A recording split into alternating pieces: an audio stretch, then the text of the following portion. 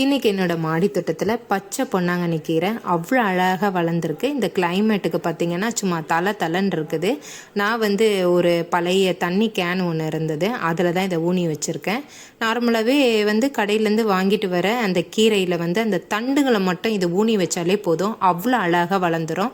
இதில் மட்டும் இல்லாமல் எல்லாத்துலேயும் கொஞ்சம் கொஞ்சம் ஊனி வச்சுருக்கேன். ஏன்னா நமக்கு ஒரே இதில் வைக்கிற அந்த கீரையோட குவான்டிட்டியை விட இந்த மாதிரி எல்லாத்துலேயும் ஸ்ப்ளிட் பண்ணி வச்சோன்னு வைங்களேன், ஒரு நேரத்துக்கு இல்லை 2 நேரத்துக்கான கீரைகளை நம்ம எடுக்க முடியும். மாமரம் வச்சுருக்க ட்ரம்மு, அப்புறம் சப்போட்டா மரம் வச்சுருக்கிறது, கொய்யா மரம் வச்சுருக்கிறதுல அங்கங்கே சும்மா அந்த காம்புங்களை ஊனி வச்சாலே போதுங்க, ரொம்ப பெருசாக தேவையில்லை. அதுக்கு ஊற்றுற தண்ணியே இது அப்படியே கொஞ்சம் கொஞ்சமாக உறிஞ்சிக்கும்.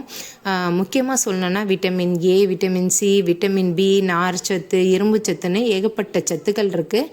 இந்த கீரை சாப்பிட்றதுனால நம்ம கண்ணுக்கு அவ்வளோ நல்லது. அது மட்டும் இல்லாமல் உடம்பு ரொம்ப ஹீட்டாக இருக்கிறவங்களாம் இருப்பாங்க, அவங்களுக்கு இந்த கீரையை சாப்பிடும் போது அவங்களோட உடம்பு ஒரு குளிர்ச்சி தன்மையை பெறும். அந்த அளவுக்கு நிறைய சத்துக்கள் இருக்குது. இந்த கீரையை நம்ம அடிக்கடி உணவில் சேர்த்துக்கிறது நமக்கு உடம்புக்கு நல்லவே நல்லது.